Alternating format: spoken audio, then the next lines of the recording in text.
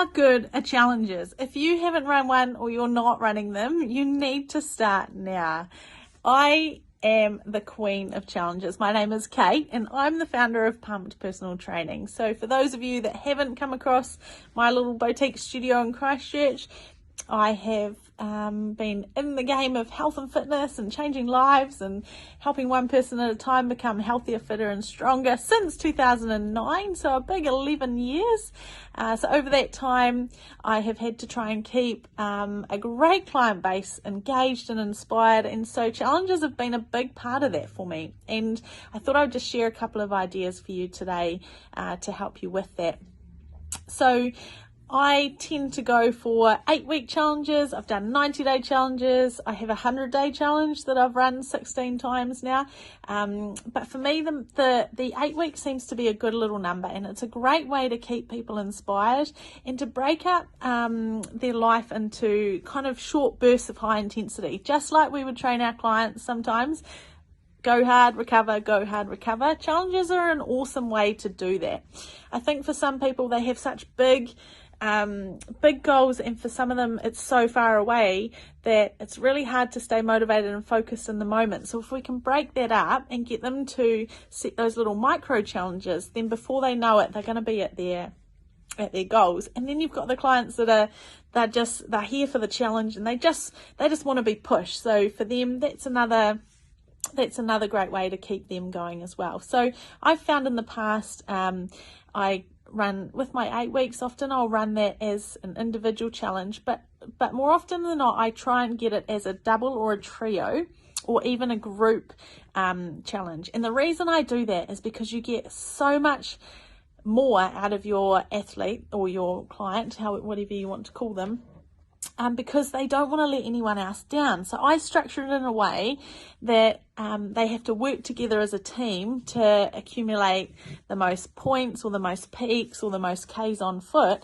And I find that the dropout rate is a lot lower on a challenge like that, because it will take them so much, it makes it a lot harder for them to want to pull out if they know they're going to let other people down. When they're in an individual challenge, they can quite happily let themselves down. So an example that I might use with my challenge is I might use like a points-based system. So I try and award them points for doing all the good things that that I know would be beneficial. So I might have a little list like this, and at the top we've got sleep. So if they get 7 hours of rest a night, then they get 10 points. If they start their day with a big glass of water, they get 5 points.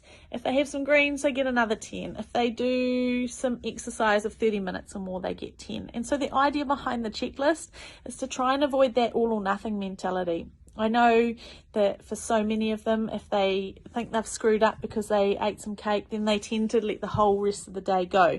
Whereas if they have positive little micro wins, then at the end of the day, they can tick the boxes that they did do well. And even if 3 of them they didn't do, they're still going to get some points and still going to feel like they've succeeded at the end of the day. Then at the end of the week, I get them to submit those points. So there's that accountability.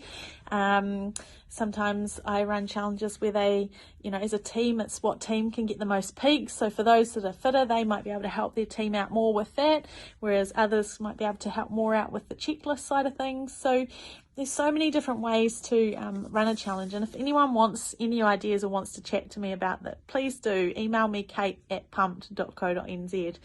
If you already have lots of clients, it's a really great way to keep them inspired, create the camaraderie in your business, and it's a great way to create an opportunity for you to earn additional income for the same amount of work. So whether you've got 10 people or 20 people doing the challenge, if you can package it and value it in such a way that means that it doesn't matter whether you've got 5, 10 or 15, you still have to deliver the same service, whether that's through a weekly challenge email or 3 group classes a week that they can come to, or a live video session. It doesn't matter whether only one person shows up or 10, you're still going to get, it's still value added for them, and it's a great way to earn additional revenue. For those of you that don't already do challenges and you're just starting out in the industry, I think it's a great way to bring a whole lot of people through your doors, get to meet you, build that trust, and then from there you can upsell them to PT. It's a small buy-in for them. Maybe that you run a 6-week challenge and it's $60, and it's, I don't know, it's a weight loss challenge, or it's a most points challenge, or a greater strength transformation challenge, or whatever you want to make it, but still put a value on it, but treat it as a marketing campaign. That if you could get 30 people through your doors on a challenge, they feel like they're winning because they've got a cheaper buy and they've got a great PT who's encouraging them. But then from there, they love what you do and they want more of you, so they end up coming as a PT client or signing up to the next challenge that you've got. So definitely a great way to get new people through your doors, and to keep those that are coming re-inspired and re-engaged and just moving forward towards their goals. So like I said, if you have any questions or you want any help with challenges, I am the challenge guru. Absolutely love them, as Bronnie would tell you as well.